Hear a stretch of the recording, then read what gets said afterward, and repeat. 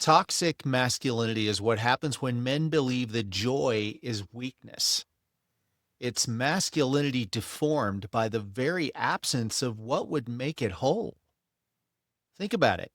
When was the last time that you saw a truly joyful man being described as toxic? Never. The guys who dominate conversations, who can't listen without interrupting, the ones who view vulnerability as weakness, who need to control every situation. These aren't men who have too much masculine energy, right? They're men who've lost access to their joy and they've compensated through control, through aggression, even emotional shutdown.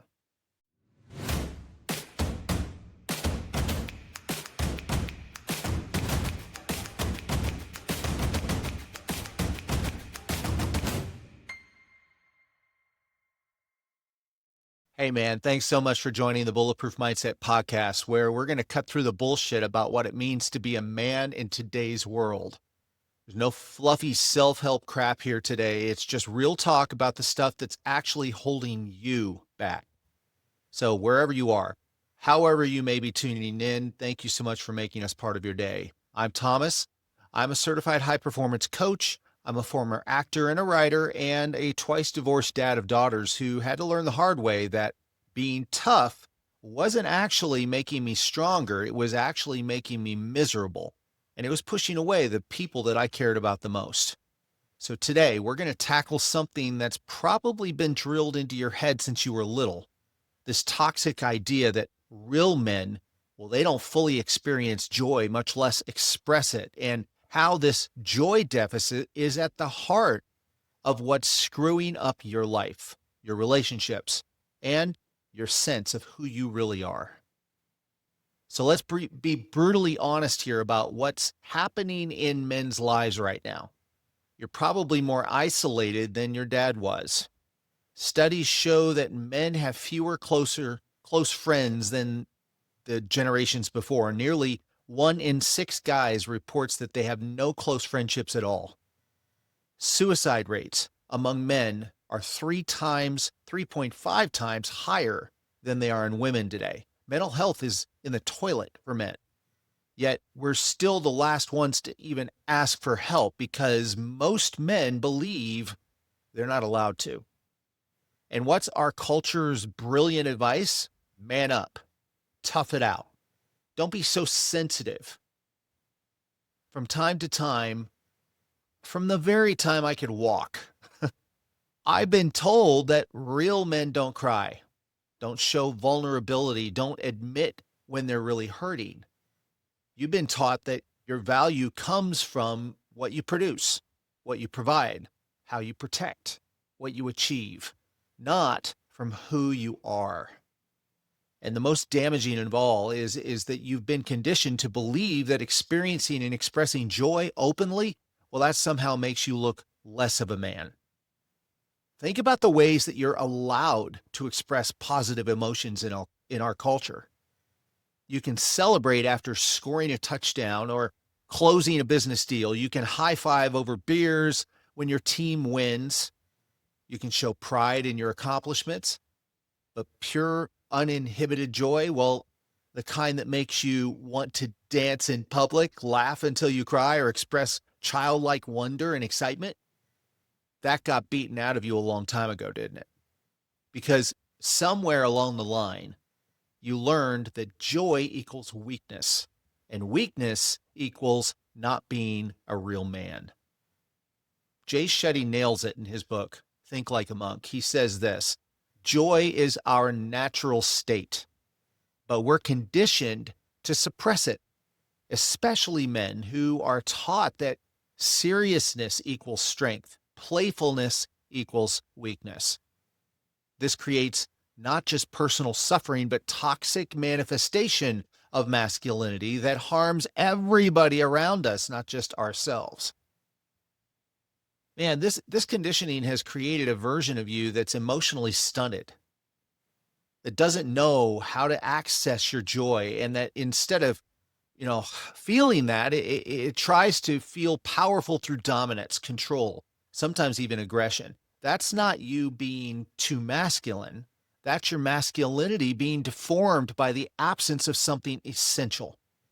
It's what happens when you strip away a fundamental human emotion and you try to build manhood in its absence.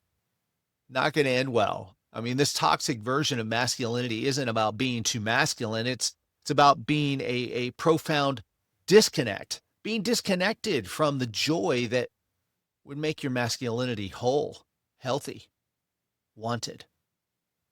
And this joy deficit doesn't just affect you. It ripples outward, screwing up your relationships, your family dynamics, your ability to actually connect with another human being on a level deeper than a sports stat or work problem. What's going to happen to us men? What's going to happen to me if I don't fix this thing? Let me be brutally honest here about where this path leads, if you stay on it, because I've tried walking it myself and I hit every damn pothole there was to hit along the way. When you continue to believe that joy is weakness, when you keep suppressing your full emotional range in the name of being a man, well, you're not just hurting yourself. You're on a track to destroy the connections that actually give your life meaning. And there's not a connection that's immune from this. After my first divorce, I doubled down on what exactly this kind of joy-deprived masculinity looked like. I told myself I needed to be stronger, okay, which in my mind meant more closed off, more isolated, more focused on achievement and provision, less focused on emotionally available activity. I poured myself into work, into fixing the problem, into being the kind of man I thought others wanted me to be, naturally gravitating to my ex-wife and wondering what she wanted me to be and trying to model that for my future life. Well, the result was a second failed marriage. Kids who knew I would show up physically, but I wasn't always sure that I was there emotionally. A life that looked successful on the outside, but felt hollow on the inside, hollow as hell. If you don't address this joy deficit in your life, here's what you're facing. Okay, your relationships are going to die. They're going to die a slow death because emotional intimacy requires a vulnerability that comes through expressing your joy, not just your anger or your stoicism. That woman you're seeing, she might stick around physically for a while, but the connection will slowly die over time if you can't share full spectrum of human emotion with her. And eventually, she's going to find somebody who will, somebody who can. If you have kids or you want them someday, they're going to learn from your example that manhood means emotional constraint, perpetuating the cycle of joyless masculinity into the next generation and beyond. Your sons, they're going to struggle with the same emptiness that you're feeling right now. And your daughters, well, they're going to seek partners who mirror the emotional unavailability they saw in you. Your career might look successful on paper, but it's never going to fulfill you because without joy, achievement becomes a hamster wheel of constraint and constant striving without satisfaction along the way. No promotion, paycheck, or professional recognition will ever fill the void that is left by a joyless heart. Trust me, I've tried. Your physical health, it's going to deteriorate because as research increasingly shows, emotional suppression is linked to higher inflammation, cardiovascular disease, a host of other health problems. Your body will literally start breaking down under the weight of emotions that you refuse to process and express. It stores it in your body and it comes out looking like trauma. Brendon Burchard addresses this very thing directly in his book, High Performance Habits, when he writes, the suppression of joy doesn't make you stronger or more focused, it makes you brittle. High performers aren't afraid of experiencing and expressing positive emotion. They know that joy isn't just a nice to have, luxury. It's the fuel that sustains long-term achievement and fulfillment. The stakes, guys, they couldn't be higher. Man, this isn't just about feeling better. It's about whether you're going to reach the end of your life with meaningful connections and a sense that you truly lived, or whether you're going to find yourself alone in that moment, respected perhaps, but not deeply known, and having successfully played the role of a man without ever fully experiencing what it means to be human. Hey, it's Thomas, and if this episode resonates with you, I want to make sure you know about our free community, Becoming Bulletproof. It's a free community built for people just like you, people that feel stuck in the shadow of past failure or struggling just to move forward after setbacks and challenges in life.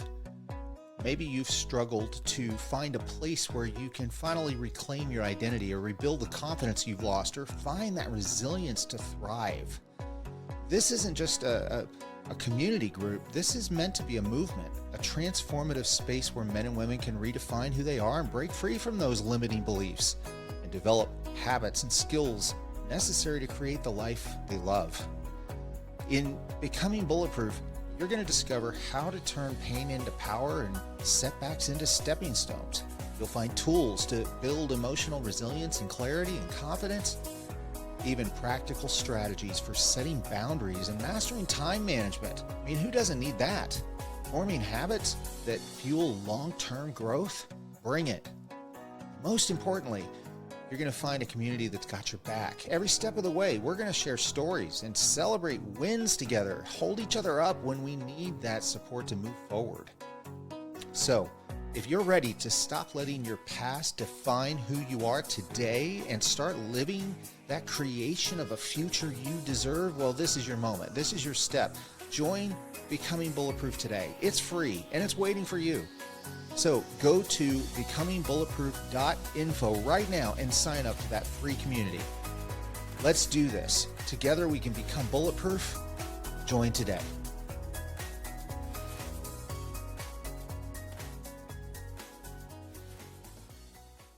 Let me share with you a little bit of a wake-up call that I had that really drove home this joy deficit and how it was screwing up my life. How it was and how reclaiming that joy really changed everything for me. After my second divorce, I moved into a modest little apartment with my two daughters, Emmy and Libby. Just the three of us. Well, the three of us and three cats and a dog, trying to figure out what our new normal was going to look like. I was doing what I thought a good father should do, providing, organizing, solving problems, trying to get through the boxes, and make sure that at least they had at least one meal a day. Making sure the bills were paid was hard during that time, just trying to keep up. The girls had what they needed, the logistics of shared custody. We handled them, we managed them. I was being as responsible as I could, solid, dependable, all the things that a man's supposed to be, right? Something was missing. And my youngest daughter, Libby, she called me out on it in a way that I'll never forget. We were about a week into living in this new place, and the new place stuff, everything is not in its place and it feels strange. It doesn't feel like home. And every single night I'd served frozen pizza every night for like a week. Frozen pizza. It was efficient. It was easy. It was cheap. The girls weren't complaining. Well, not much anyway. But on day 7, Libby looked at her plate and then at me and said, "Dad, if I eat one more piece of pizza, I'm going to turn into one." That hit me like a punch to the gut. Not because serving frozen pizza for a week made me a bad dad, but because I realized that in that moment, I was approaching fatherhood and manhood like it was just a series of problems to solve. I was going through the motions. I was checking the boxes. I was making sure that basic needs were met, but there was no joy in it. Not for them. Definitely not for me. That night, I suggested that we try something different. I pulled out a beginner's cookbook that I'd been giving, a housewarming. I was given it for a housewarming gift, and it was a proposed family cooking adventure. Okay, that's what I was trying to do with my kids that night. We decided to make spaghetti and meatballs together.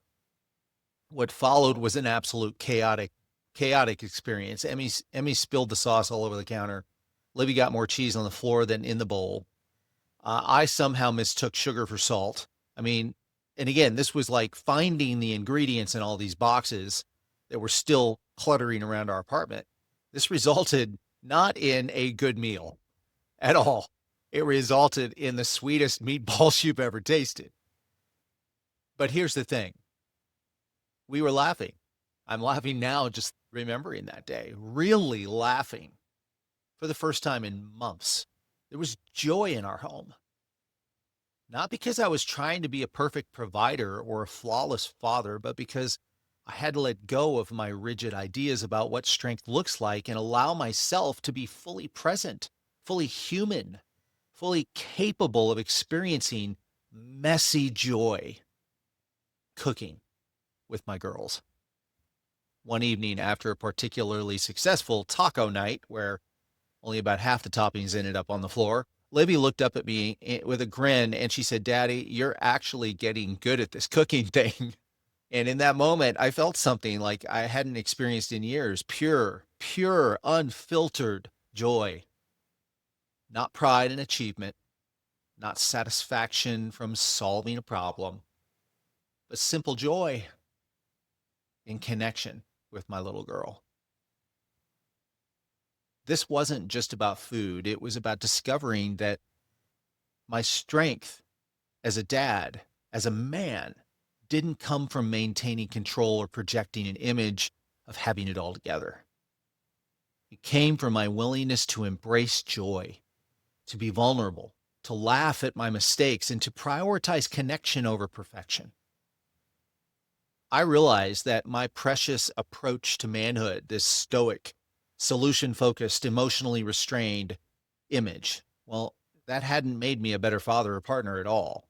And it really contributed, I'm sure, to the loss of both of my marriages. It cut me off from the very thing that would have made my masculinity whole, the capacity to experience and express real joy.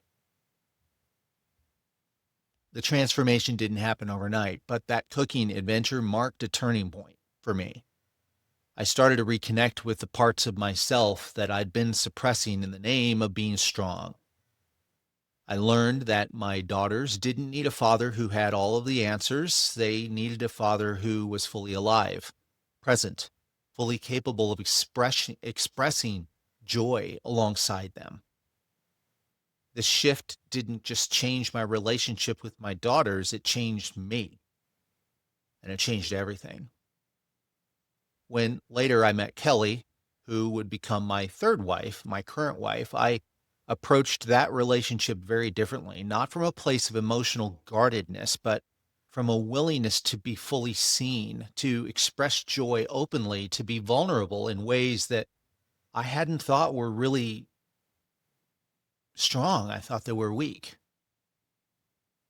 But the irony is that in reclaiming my capacity for joy, I didn't become less of a man. I became more whole, more resilient, more capable of true strength, not because my strength was brittle. It wasn't the brittle strength that comes from suppressing emotions, but it became more flexible strength that comes from embracing the full spectrum of the human experience and condition. All right, so I'm going to give you three supporting points, three points to better clarify, how to generate more joy in your life. Point number one, joy creates genuine connection, while joylessness breeds control and isolation. Let's talk a moment about what happens to your relationships when you can't access or express joy. When you're cut off from joy, you typically will default to control as a substitute for connection. Think about it. A joyful man says, "Let's experience this all together." Okay? A joyless man will say to that same situation, "Let me tell you how this is going to go." One invites connection, the other one enforces a hierarchy. And I'm going to ask you, which one are you most of the time? Now be honest. Mel Robbins speaks directly to this in her work on emotional intelligence. She says this: connection happens through shared emotional experiences, not through control. When men believe that they can't express joy and wonder or playfulness, they resort to controlling behavior as a way to feel secure in their relationship. But control never creates the intimacy that they're really seeking. I want you to be honest with yourself. How many of these things sound familiar? You struggle to engage in play or imagination because you're too concerned with appearing grown up or serious? Do you redirect emotionally intimate conversations toward practical problem solving? Do you criticize others' enthusiasm as too much because uninhibited expression makes you uncomfortable? Maybe you can only connect through competition or crisis, never through shared celebration or simple pleasure. I recently read about a former NFL player named Mike in a magazine feature on male friendship. After retiring from football, Mike found himself increasingly isolated. Despite having a successful business and family, he described feeling alone in a crowded room most days. In therapy, he discovered that he had never really learned from the connections outside of the competition or a crisis, his locker room environment. This is what he had to say: I could talk sports stats all day long. I could debate politics, or I could help a buddy through a divorce. But I had no idea how to just enjoy someone's company without an agenda. My friendships were functional, but not joyful.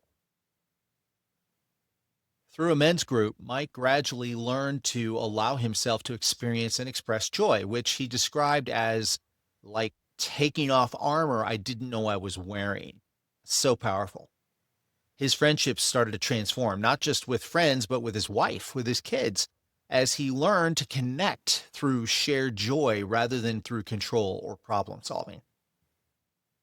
This pattern shows us exactly how the absence of joy distorts our masculinity from a force that could create connection into a force that enforces isolation. When you're joyless, you're not experiencing too much masculinity, you're experiencing a deformed version of it, that one that's missing a crucial component of human connection. All right, point number 2. Joy fuels resilience, while joylessness creates rigidity and fragility. Here's something that might blow your mind. Joy isn't opposed to strength. It's actually the fuel for it. It's the fuel for genuine resilience. When you believe joy is weakness, you develop a rigid, brittle kind of strength that shatters under pressure, rather than flexing and recovering under strength. James Clear addresses this directly in Atomic Habits when he writes this: resilience isn't about never failing, it's about how you rise after. And rising requires emotional resources. Joy isn't just a pleasant feeling, it's a restoration of the emotional reserves that sustain us through difficulty. This distinction, it shows up clearly in how you handle your life and its inevitable challenges. Okay? A joyful man will bend but doesn't break under pressure because he has emotional resources to draw on in that moment of crisis. The joyless man, on the other hand, he maintains a rigid control until he shatters completely, often in destructive ways. And sometimes that shattering shatters other people around him too. And I want you to be honest here. Do you recognize yourself in either of these? You lose your temper completely when small things go wrong because you have no emotional reserves. Okay? You're constantly on the verge of burnout because you never truly replenish your energy through joy. You struggle to adapt to life's challenges and changes because you're operating from a place of emotional scarcity. or you disappear during tough times entirely because you only know how to engage when you can maintain your composed facade. Any of those sound familiar? Be honest. Dr. Vivek Murthy, the U.S. Surgeon General, one of them, he's spoken openly about his own journey with emotional expression. He wrote a book called Together, and he describes how his traditional upbringing taught him to equate stoicism with strength. When he faced a major professional setback early in his career, he tried to power through without processing his emotions or seeking support. Here's what he had to say. I thought admitting I was struggling would make me weak. Instead, my attempt to project strength actually made me more fragile. It was only when I allowed myself to experience and express my full range of emotion, including rediscovering joy through music, a passion that I had abandoned as not serious enough, that I developed true resilience. Man, this transformed not just his personal well-being, but the effectiveness that he had as a leader and a physician. This example illustrates a critical truth that might be hard for some of you to accept. Joylessness, it doesn't make you stronger, it makes you more brittle. True resilience requires the full spectrum of emotional experience, including and especially joy. Your masculinity, devoid of joy, isn't more powerful. It's more vulnerable to complete collapse. Point number 3. Joy enables purpose and meaning, while joylessness leaves only achievement and status. Let's talk seriously about what's probably driving you crazy without you even realizing it. Okay? Without access to joy, you're substituting achievement and status for meaning, creating a hollow kind of success that never truly satisfies, no matter how hard you chase it. Lisa Turkhurst speaks to this directly. She says this: purpose isn't found in relentless achievement. It's discovered in the intersection of what your deepest joy in the world's needs and where they intersect. When men cut themselves off from joy, they cut themselves off from half of the equation, leaving only external metrics as the measure of success. Her book is entitled "It's Not Supposed to Be That Way," and that sums it up. Be brutally honest. Do you recognize yourself in any of those patterns? Okay, let me expand on those patterns a little bit. Maybe you keep chasing the next promotion or payday, but you're never feeling fulfilled. Sound familiar? You push others toward achievement rather than helping them discover what brings them joy. Any parents out there living through their children? You worry about what will happen when you retire because your identity is built entirely on what you do, not on who you are. Men, this is a big one. We all will struggle with this at one point in our lives. And maybe you provide everything materially, but don't understand why people still feel disconnected from you. Hey, my role is to provide. I've given you everything you need. What more do you want from me? I want you to consider the story of Sanjay Gupta, CNN's chief medical correspondent. He shared in his book, Keep Sharp, about how his relentless focus on achievement at the expense of joy nearly cost him his health and his family. Here's what he had to say. I had all the external markers of success, but I had engineered joy out of my life, considering it a distraction from my serious work. Later on, a health scare forced him to reevaluate this, and he says, I realized in that moment I had been teaching my children that work mattered more than joy did, achievement more than connection. Guys, his transformation came when he allowed himself to experience joy unapologetically.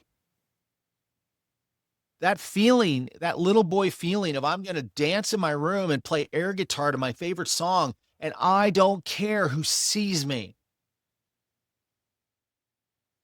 Playing with our children without checking our phone is the adult equivalent of that. Rediscovering a hobby that we've abandoned as not productive enough.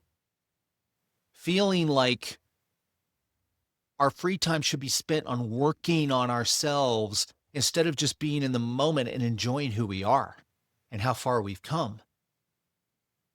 Connecting with our partners, with our children beyond just solving family logistical issues. The irony is that reconnecting with joy makes us better at our work, makes us better at our home, makes us better in who we are, not worse. I personally found purpose beyond performance in that area, that one area. This example powerfully illustrates how joylessness is distorting your relationship to purpose.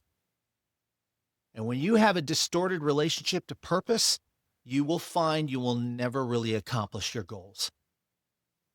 When joy is absent, achievement becomes the only measure of your worth, and that creates a treadmill of constant striving without any satisfaction.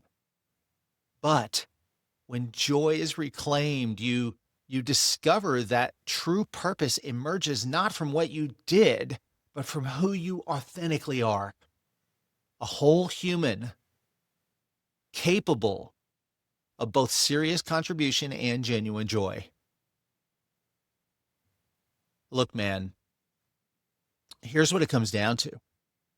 We've been sold a lie that joy and masculinity are somehow at odds with one another. You can't be masculine and experience joy. You can't experience joy and be a real man. We've seen today how toxic masculinity isn't an excess of masculine energy, but it's rather masculinity that's deformed by the absence of joy, and how this joy deficit is wrecking your connections. It's undermining your resilience. It's preventing you from discovering authentic purpose in your life. The path forward isn't complicated, but it does take courage. You've got to reclaim your birthright to experience and express joy without frickin' apology. This doesn't make you less of a man. It makes you more masculine and whole, integrated and truly powerful in the ways that actually matter. So here's what I want you to do with this information this week. I want you to identify one activity that brought you joy as a kid or a young man before you got fully absorbed in that bullshit messaging that joy is weakness. Maybe it's playing music, drawing, physical activity, time outdoors, just laughing your ass off with your friends, going out, whatever it may be. Commit to bringing one of these things back into your life, even if it's just for 30 minutes in a week. Then I want you to pay attention while you're involved with that activity. Pay attention to the resistance that comes up, because it will. Notice the voice that says, this is unproductive, this is childish, this is weakness. What are the guys going to think about your activity and your behavior right now? Men, hear me right now. If you don't hear anything else in this whole podcast episode, listen to this. That voice is not protecting your masculinity. It's defending your conditioning. Thank it for trying to keep you safe, and then tell it to shut the fuck up so that you can reclaim a piece of your own humanity. Finally, and this is the hard part, share this experience with somebody else, a partner, a friend, your kids. Allow them to witness your joy without you minimizing it or explaining it away. This simple act of vulnerability sharing is in itself an exercise in authenticity and strength training. Remember, your capacity for joy isn't separate from your strength as a man. It is an essential part of it. By reclaiming that joy, you're not becoming less masculine, you're becoming whole, and you're becoming the man you were called and you're created to be. And that wholeness is the foundation of the connections, the resilience, and the purpose that you're actually looking for, even if you don't realize it yet. All right, so if today's message hit home for you, I want to ask you to subscribe, hit that subscribe button wherever you're listening right now. You can also follow us on YouTube, Instagram, and TikTok at This Bulletproof Life. Don't forget about our free community where you can join a brotherhood as well as many sisters that are also on the same path of becoming more bulletproof in our lives. And you know what? Let's challenge the bullshit ideas about manhood once and for all. They've been holding you back. Let's stop doing that. Stop allowing that to happen. Thanks so much for tuning into the Bulletproof Mindset podcast today. If this episode challenged your thinking about joy and masculinity, please share it with somebody, some other guy who might need to hear this message. Sometimes the greatest gift that you can give somebody else, another man, is the permission to reclaim parts of himself that he's been taught to suppress. So I'll look forward to seeing you next time on the next episode as we continue to redefine what real masculinity looks like, not just as a fortress built around emotional suppression, but as the full expression of human potential, made stronger and more powerful precisely because it includes and it celebrates joy. Now go get some.